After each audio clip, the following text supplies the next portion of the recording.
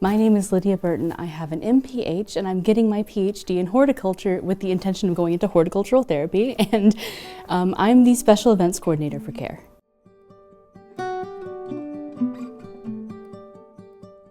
I have always heard Lisa say the words, "Research is me-search." My family has a long history of dementia. I have seen it affect many of my friends, many of my godparents, many of even my parents, my family.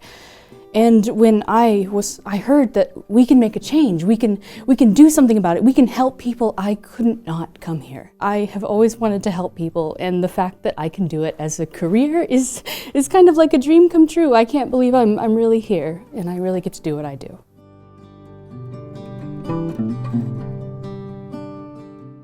The less exciting answer is that I communicate with people and I coordinate and I make sure that everyone is where they need to be, when they need to be, and how they need to be. So when we coordinate events, we go into the community and we make sure that we can touch the people who need us the most. We want to be as available as possible for anyone who needs us. So my job is to be that available, to make sure our team can be there, to get where we need to go, and to meet the people we need to meet.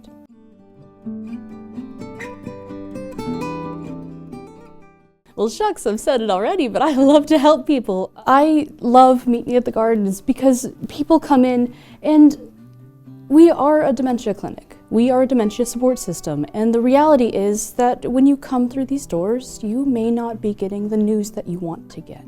But the people here are so loving and so friendly, and they really care. They really, really care. I mean, it's in the name, we care. And sometimes, even in the midst of the struggles and the difficulty and the challenges of dementia, you see people smile. You see people light up. When people come to meet me at the gardens, I've heard so many quotes, so many people being excited, and the number one thing that I always think about, because Meet Me at the Gardens is a personal project. I understand surviving to live.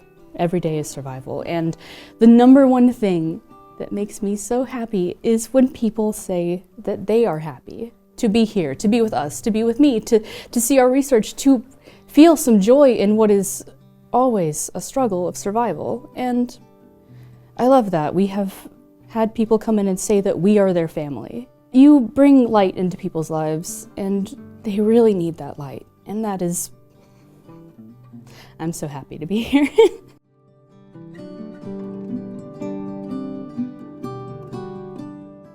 See, I never know where to start because I always get emotional when I talk about Meet Me at the Gardens. It's a passion project. It's heart, and we found research, and we've got the brains to support the heart.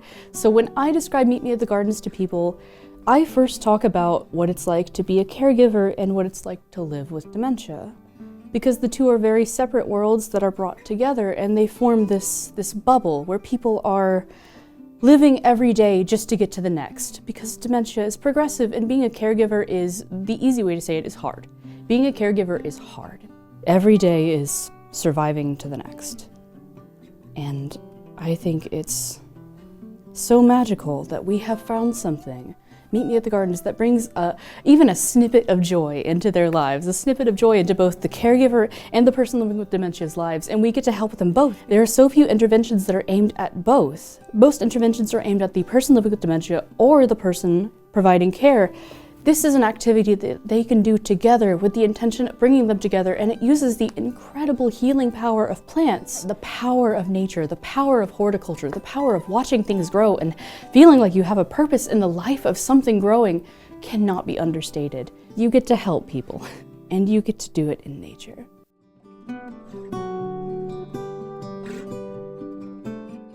We were actually inspired by an intervention called Meet Me at the Museum of Modern Art, which I will shorten to Meet Me at the MoMA. Meet Me at the MoMA invited dyads, so a person living with dementia, and their care partner to come into the Museum of Modern Art and view art together in a guided tour. Now that sounds really simple, that sounds kind of small, but what you may not realize is that in viewing this art, they are encouraged to give their opinions on the art. So there was one piece that was like white and had little blotches of green, and you know what, if someone said, "Hey, I think that looks like blue cheese," the best part about that is that they are right, because art is subjective. You cannot be incorrect with art. And what we saw was that power to be right, that power to feel like you have confidence in your answer no matter what, brought people together.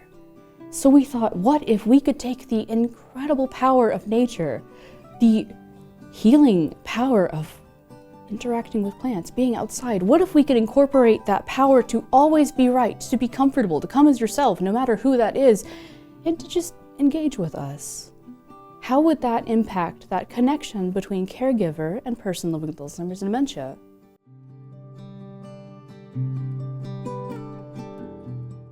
We do a plethora of plants. We specialize in native plants. We talked about what it is to be a pollinator and what it means to pollinate, because we know that bees pollinate flowers, but we never know really how do they pollinate flowers? Why do they pollinate flowers? So we had an activity where we learned why bees pollinate interactively. So we had little puppets and we would buzz around and we would share the pollen. And that sounds silly, but people were really engaged. And then we went outside and we planted native plants in planters that people got to take home with them so they could continue to engage with Meet Me at the Gardens at home.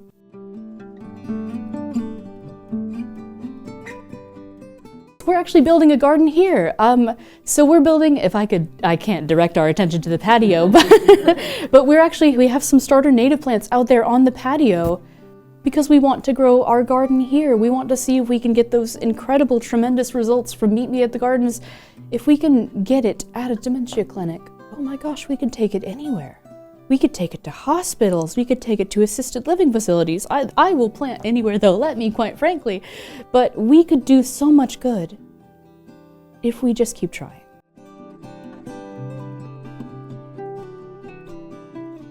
We got lots of big ideas, but to be candid, those big ideas are occasionally, they need a little outside support.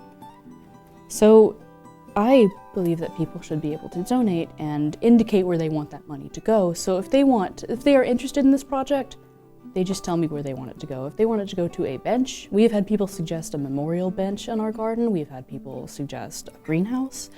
Anywhere they want it to go, I am happy to do whatever they need.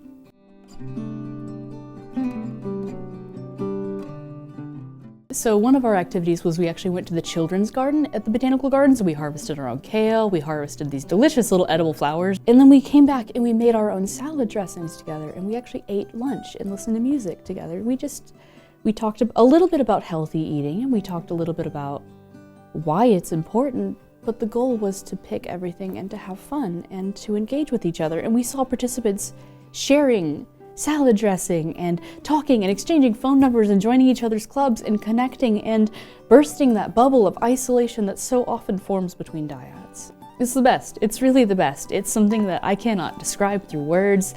I cannot describe through emotions or hand gestures. It is a feeling that I will never forget, and it gets me out of bed in the morning.